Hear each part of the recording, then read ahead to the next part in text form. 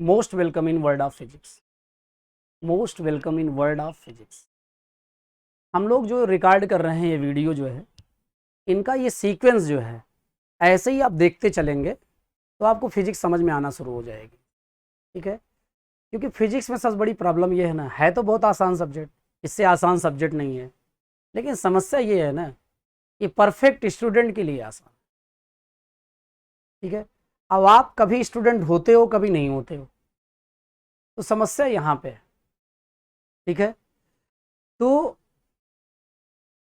आप regularity break कर देते हैं, और फिजिक्स में क्या होता है कि मतलब कि कोई एक लॉजिक है तो पिछले लॉजिक से लिंक है, वो फिर अपने पिछले से लिंक है। ठीक है ना, तो सबका कनेक्शन है। आप उसमें से एक भी लेक्चर आप अब्सेंट हुए तो कनेक्शन टूट जाता है, फिर फिजिक्स टफ रहने लगती है, आना बंद हो जाती, पढ़ने का मन नहीं कहता है, और फिर धीरे धीरे वो ये समझ लें कि नाम नहीं दे सकते कौन सा राक्षस की तरफ फील होती है। ठीक है ना, तो आप डरने की स्थिति में जाएं, ऐसा ना हो, इसलिए हम लोग मेहनत कर रहे हैं।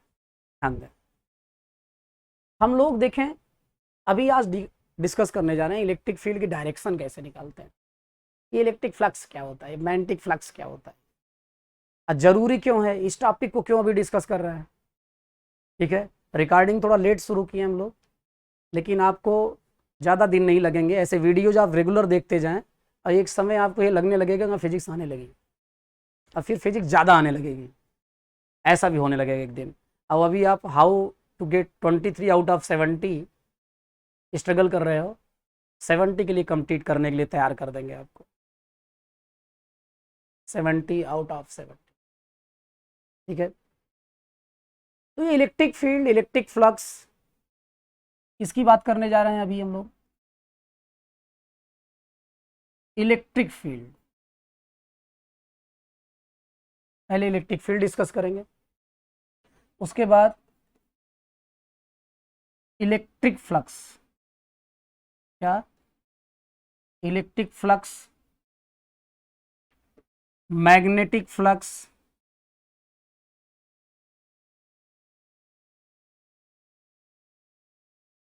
और वाटर फ्लक्स। एक नया फ्लक्स है, आनंद सिंह वाला है, वाटर फ्लक्स। इनको समझेंगे क्या होता है, इतना जरूरी क्यों है ये टॉपिक्स, ये टॉपिक्स इतने जरूरी क्यों हैं। देखें, आप गॉस थ्योरम पढ़ते हैं, तो आपसे आपका टीचर बोलता है कि मोस्ट इंपॉर्टेंट क्या है, मोस्ट इंपॉर्टेंट, ये है गॉस थ्योरम ऑफ इलेक्ट्रोस्टैटिक्स, और ये है गॉस थ्योरम ऑफ मैग्नेटिज्म, ये है Faraday's law of electromagnetic induction, Faraday's law of electromagnetic induction.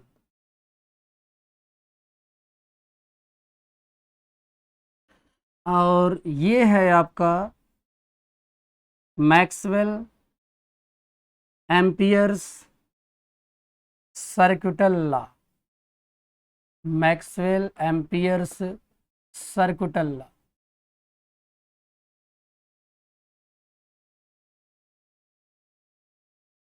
ये आपको नहीं, यदि आप इलेक्ट्रिक फील्ड और इलेक्ट्रिक फ्लक्स के बारे में नहीं जानते हैं तो आपको पहले चैप्टर में प्रॉब्लम होगी, इस चैप्टर में प्रॉब्लम होगी पहले में।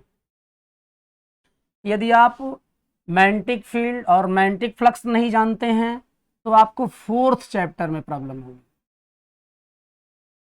इस चैप्टर में प्रॉब्लम होगी, फोर्थ चैप्टर में आपको प्रॉब्लम होगी। यदि आप इलेक्ट्रिक फील्ड और मैग्नेटिक फ्लक्स नहीं जानते हैं तो आपको सिक्स्थ चैप्टर में प्रॉब्लम होगी, इस चैप्टर में प्रॉब्लम होगी, सिक्स्थ चैप्टर में प्रॉब्लम होगी, और सेवंथ चैप्टर में प्रॉब्लम होगी यदि आप नहीं जानते हैं। ठीक है, और आप यदि मैग्नेटिक फील्ड और इलेक्ट्रिक फ्लक्स के बारे में नहीं जानते हैं तो आपको एट्थ चैप्टर में प्रॉब्लम होगी,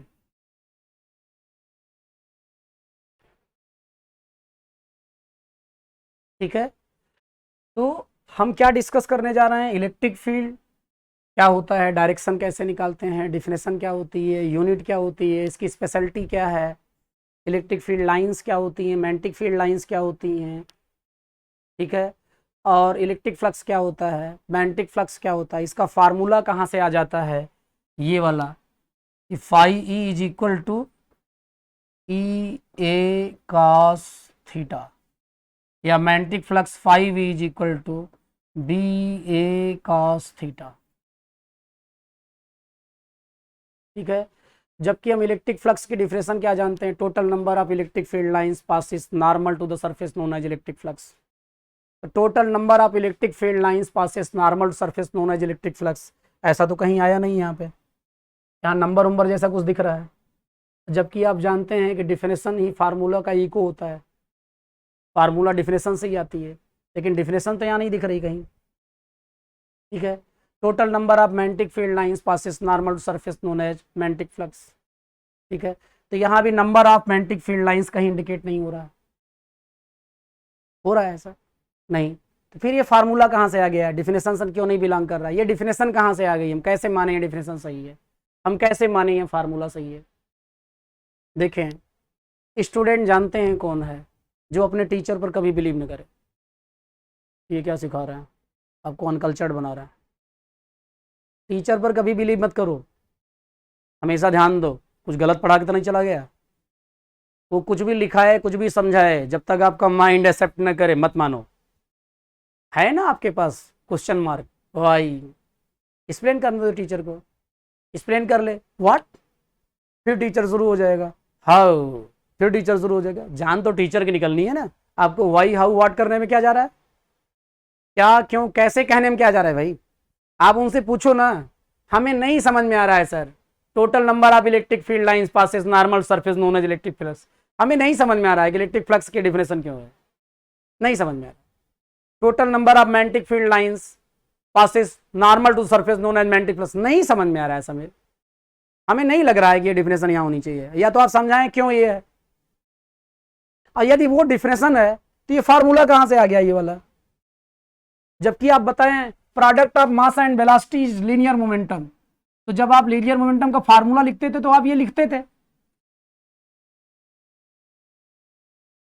तो आप जब डिफिनेशन में बोलते थे product of mass and velocity known as linear momentum, तो मास और वेलोसिटी का प्रोडक्ट लीनियर मोमेंटम होता था, और यहाँ आप डिफिनेशन बोल रहे हैं total number of electric field lines passes normal surface known as electric flux, लेकिन ये तो फार्मूले में नहीं आ रहा है, कहीं पे नंबर उम्बर जैसा कुछ आ ही नहीं रहा, हमें नहीं समझ में आ रहा है। हम अभी तक ये माइंड सेट बनाए थे कि जो डिफिनेशन होती है उसी से फार्मूला लिख लिया जाता है, लेकिन यहां तो ऐसा नहीं हो रहा है। एक बार फिर से, यदि हम electric field, magnetic field, electric flux, magnetic flux ये सब नहीं जानते हैं, तो आप समझ लें कि आपको फर्स्ट, फोर्थ, सिक्स, सेवंथ और 8th चैप्टर में प्रॉब्लम होने जा रही है, ठीक है। तो क्यों ना इसको हम अच्छे से समझ लें, चलो प्रयास करते हैं।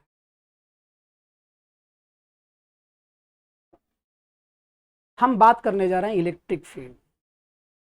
इलेक्ट्रिक फील्ड क्या है, such space around a charge in which it leaves its electrical effect known as electric field.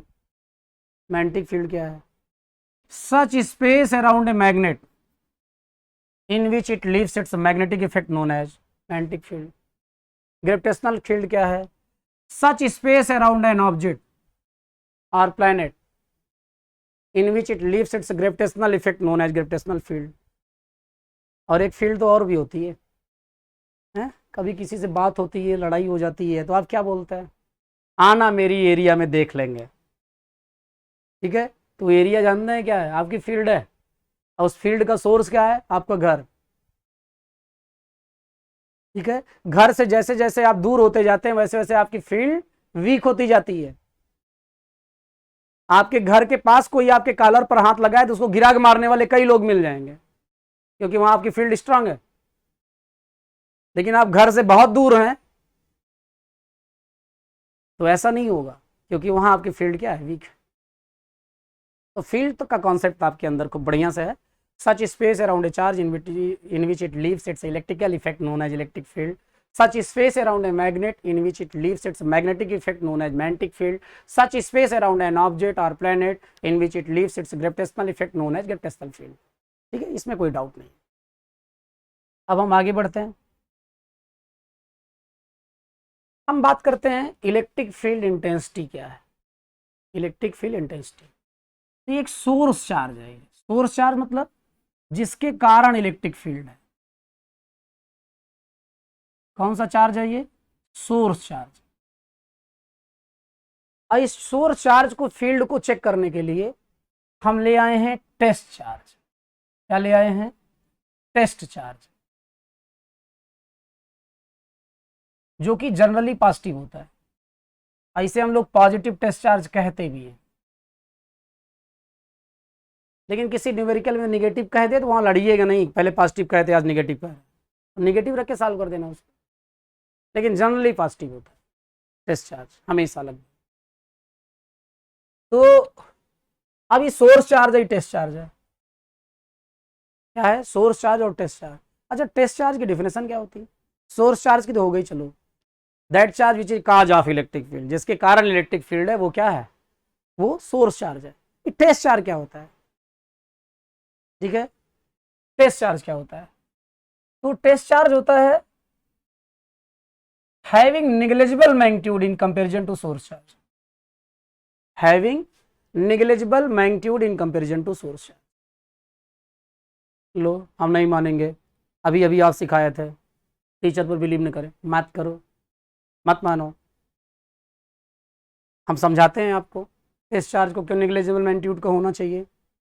अच्छा, किचन में मम्मी कुछ बनाई है, खूब महक आ रही है, आप वेट कर रहे हो कि नहीं मम्मी बुलाए आपको, और टेस्ट को टेस्ट करने के लिए बुलाए आपको। दोनों टेस्ट का अंतर अलग अलग है। टेस्ट को टेस्ट करने के लिए बुलाए आपको। अब वो घड़ी आ गई, आपको इंतजार था, बुलाया माने, और जो बना था थोड़ा सा बनाई थी, कोई गेस्ट आया होगा, अम्मा ये चाहती है कि पहले चेक हो जाए ठीक है कि नहीं, उसके बाद गेस्ट के सामने जाए। ठीक है, एक्चुअली वो खुद भी टेस्ट कर सकती थी, लेकिन नहीं की, क्योंकि हमारे कल्चर में नहीं है, हमारी संस्कृति अजीब है, कुछ ज़्यादा ही बढ़िया है, बहुत बढ़िया है। ठीक है, तो नहीं की, वो आपको बुलाई। अब उन्होंने इतना बना रखा था, तो आपको टेस्ट करने के लिए कितना देंगी? इतना सा, इतना सा देंगी, इतना सा, इतना सा आपको दी टेस्ट करने के लिए। अब आप निकले नालायक, खा तो लिए, मज़ा भी आया, मम्मी पता नहीं चला, ये गया ही नहीं इसके नीचे, तो मम्मी कही भाई यहाँ। अब मम्मी खुद ही उठाई, बढ़िया तो है। आपको टेस्ट को टेस्ट करने का अधिकार छीन लिया गया, क्योंकि होल सोर्स के रिस्पेक्ट में आप ज़्यादा अमाउंट मांग रहे थे। होल सोर्स के रिस्पेक्ट में आप ज़्यादा अमाउंट मांग रहे थे, इसलिए आपसे टेस्ट करने का अधिकार छीन लिया गया। लेकिन यदि आप होल सोर्स के रिस्पेक्ट में थोड़ा अमाउंट मांगते, तो आपके टेस्ट करने के अधिकार को छीना नहीं जाता। इसका मतलब जो टेस्टिंग अमाउंट है, that must be negligible in comparison to source, in comparison to source. ठीक है, और बड़ी बात यह है, अब जैसे कोई एक मैग्नेट है, यहाँ एक छोटा मैग्नेट रख दिया, तो छोटा मैग्नेट क्या होगा? बड़े मैग्नेट की ओर भाग जाएगा। पहले तो ये बेचारा बता रहा है कि बड़े का सम्मान करना चाहिए, इसलिए जा रहा है। ठीक है, नॉन लिविंग भी बहुत कुछ सिखाते हैं, सीखते रहो, क्या जा रहा है। ठीक है, लेकिन अब इसकी फील्ड को चेक करने के लिए इतना बड़ा मैग्नेट लेके चले आओ, इसकी खुद की फील्ड डैमेज हो जाएगी। ठीक है, तो आप ये ध्यान रखेंगे कि टेस्ट चार्ज है negligible magnitude in comparison to source charge, comparison to source charge. क्यों? क्योंकि हमारे जेब में 10 रुपए है और 2 लाख की 2 गड्डी पड़ी है दूसरे वाले जेब में, देखो पड़ी नहीं है, नहीं चौराहे पर रोकने लगो। ठीक है, मतलब इमेजिन कर रहे हैं, एक जेब में 2 लाख की 2 गड्डी पड़ी है और एक में 10 रुपए, तो आज तो 10 रुपए जो है क्या है? निग्लिजिबल है, टेस्ट चार्ज है। लेकिन एक दिन हमारे जेब में 15 रुपए है ही है, आज वो 10 रुपए, क्या निग्लिजिबल है? नहीं, काउंटेबल है।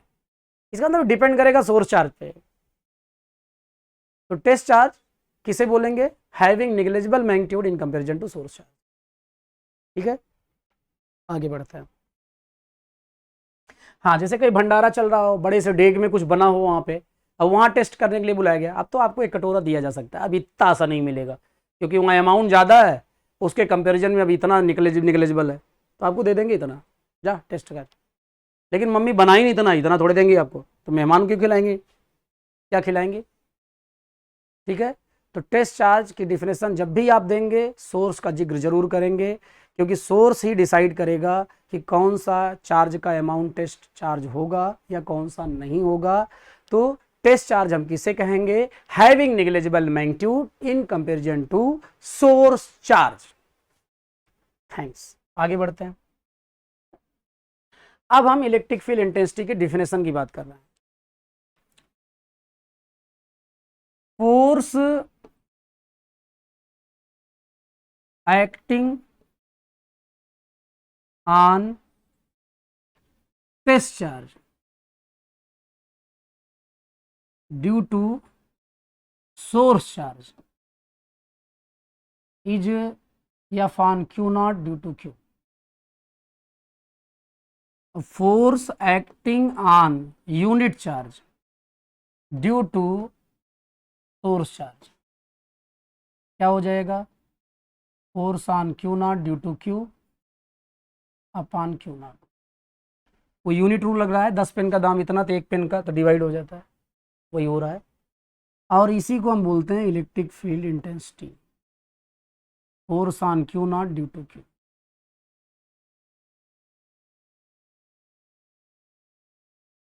ठीक है, और यूनिट क्या हो जाएगी? यूनिट हमेशा फार्मूले से निकलती है, न्यूमरेटर में फोर्स है तो न्यूटन हो जाएगी, डिनोमिनेटर में चार्ज है तो कूलम हो जाएगी, न्यूटन पर कूलम। डिफिनेशन क्या हो जाएगी फिर से एक बार देखें।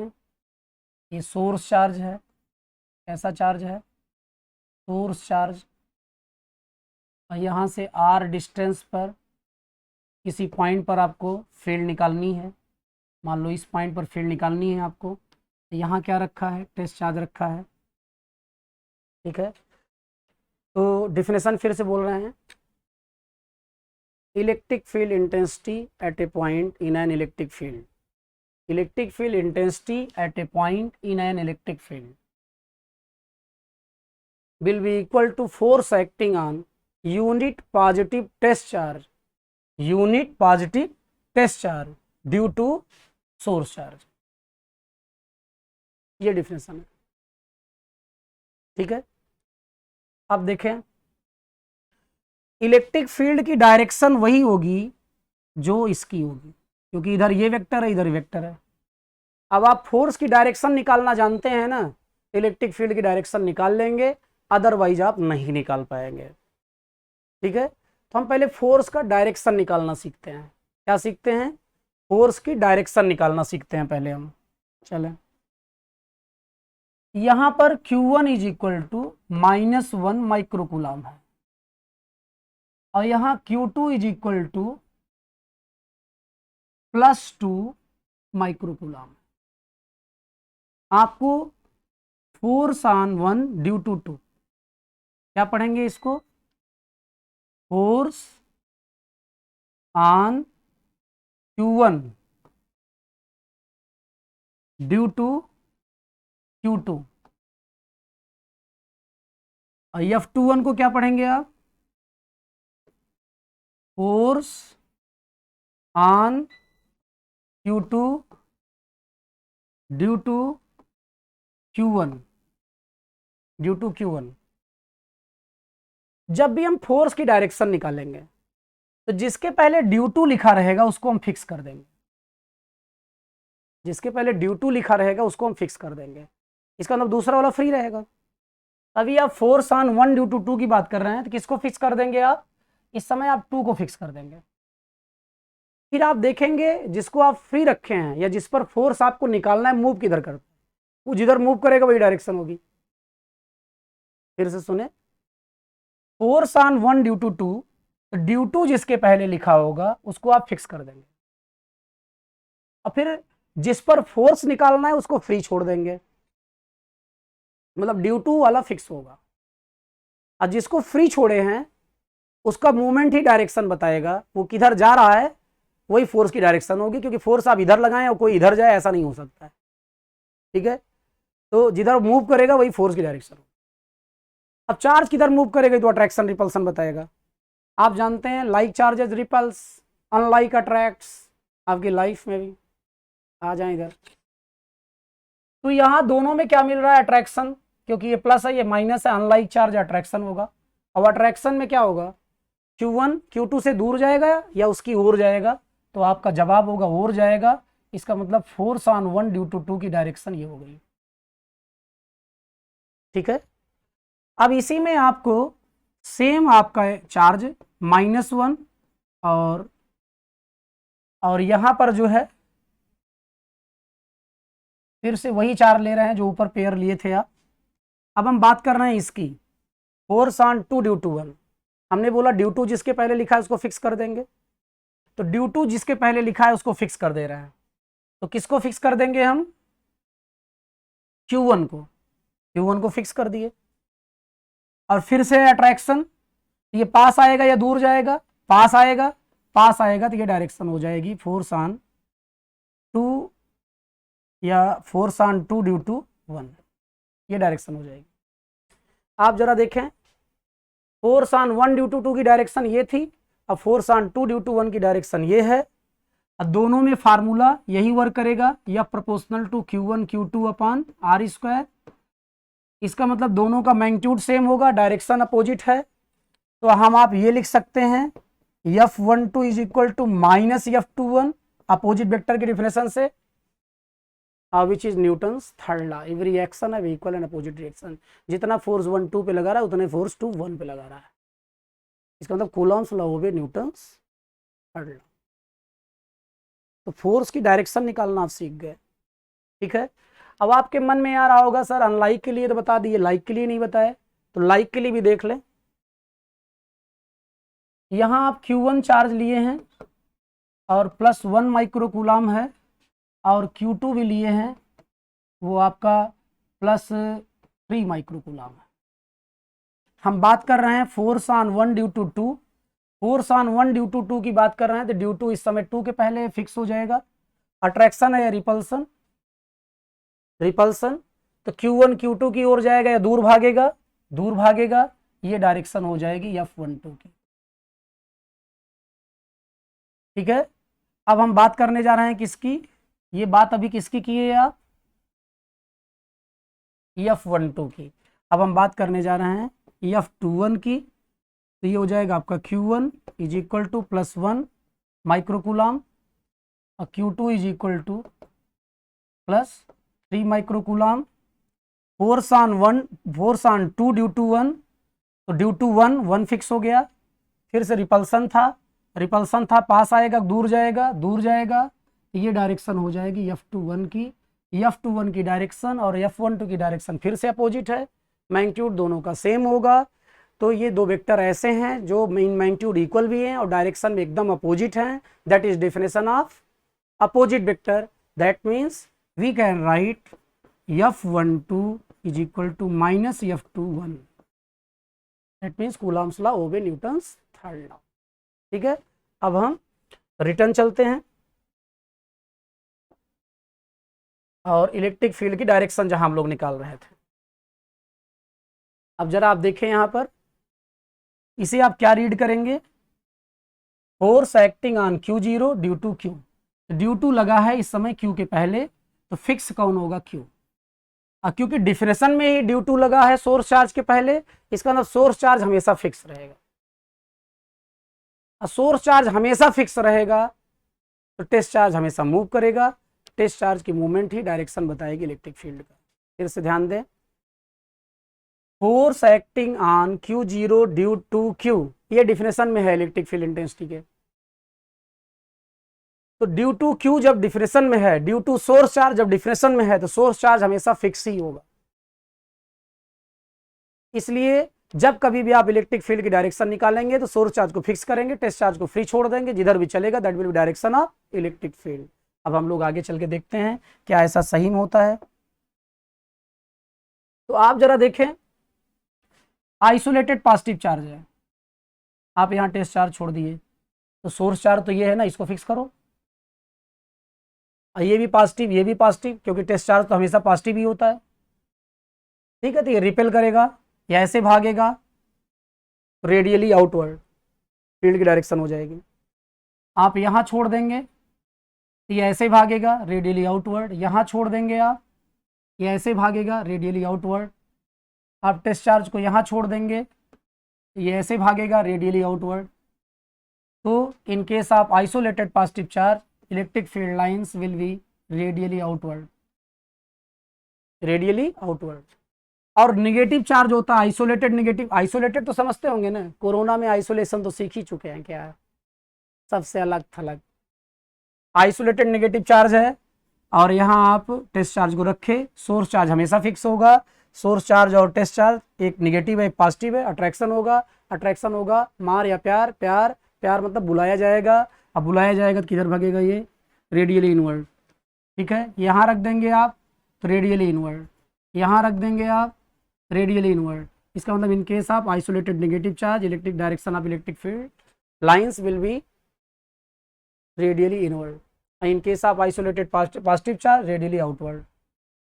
ठीक है, और पेयर है पॉजिटिव और निगेटिव का, तो पॉजिटिव भगाएगा और निगेटिव बुलाएगा, तो फील्ड लाइंस एग्जिट करेंगी, पॉजिटिव से इंटर करेंगी निगेटिव में। ठीक है, और ये आपका टेस्ट चार्ज एक बार चला तो जाएगा निगेटिव सोर्स चार्ज के पास, लेकिन वापस नहीं आ पाएगा, क्योंकि test charge having negligible magnitude in comparison to source charge.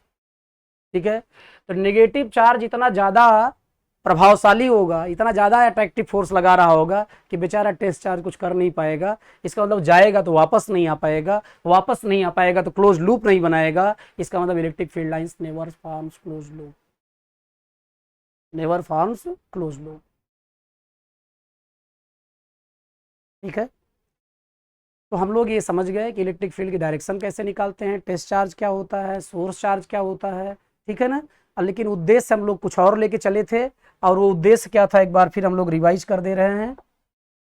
उद्देश्य हमारा ये था इलेक्ट्रिक फील्ड समझना, हम समझ गए, डायरेक्शन कैसे निकालते हैं हम समझ गए, टेस्ट चार्ज सोर्स चार्ज क्या होता है हम समझ गए। हम ये जान गए कि जब भी फील्ड की डायरेक्शन निकालनी होगी सोर्स चार्ज फिक्स रहेगा और टेस्ट चार्ज ही फ्री रहेगा। टेस्ट चार्ज का मूवमेंट ही फील्ड की डायरेक्शन बताएगी, और टेस्ट चार्ज जो है हमेशा पॉजिटिव होगा। ठीक है, और हमको हमारा टारगेट था electric flux, magnetic flux, water flux समझना। जरूरी क्यों था, क्योंकि ये आपका पहले चैप्टर में आया। आप इलेक्ट्रिक फ्लक्स नहीं जानते, इलेक्ट्रिक फील्ड नहीं जानते, तो पहला चैप्टर गया आपसे। मैग्नेटिक फ्लक्स और मैग्नेटिक फील्ड नहीं जानते, चौथा चैप्टर गया आपसे। आप इलेक्ट्रिक फील्ड और मैग्नेटिक फ्लक्स नहीं जानते, सिक्स्थ चैप्टर चला गया आपका। और आप मैग्नेटिक फील्ड और इलेक्ट्रिक फ्लक्स नहीं जानते, सेवन चैप्टर भी आपका चला गया, क्योंकि म्यूचुअल इंडक्शन के प्रिंसिपल पर ट्रांसफार्मर वर्क करेगा, आप ट्रांसफार्मर नहीं समझ पाएंगे। ठीक है, और इलेक्ट्रोमैग्नेटिक वेव पूरा का पूरा चैप्टर उड़ जाएगा यदि आप नहीं जानते रहेंगे। क्यों, क्योंकि ये दोनों भाई साहब जो है इलेक्ट्रोमैग्नेटिक वेव का ट्रांसवर्स नेचर प्रूफ करते हैं, ये दोनों मिलके लाइट की स्पीड निकालते हैं। इन्हें मैक्सवेल्स इक्वेशंस बोला जाता है, जो लिखा गया है यहाँ पर। इसका मतलब जो हम लोग नेक्स्ट वीडियो में डिस्कस करेंगे about electric flux, magnetic flux, water flux, और उसकी डिफिनेशन कहाँ से आई, फार्मूला कहाँ से आया, सारे कन्फ्यूजन्स आपके उस समय हम लोग, क्योंकि आज थोड़ा टाइम ज़्यादा हो गया है तो आगे रिकॉर्ड नहीं कर पा रहे हैं, तो ये नेक्स्ट वीडियो में रहेगा। फिर से आपसे रिक्वेस्ट है, सब्सक्राइब, लाइक एंड शेयर, कसम नहीं दिला रहे हैं, ध्यान देना। थैंक्स।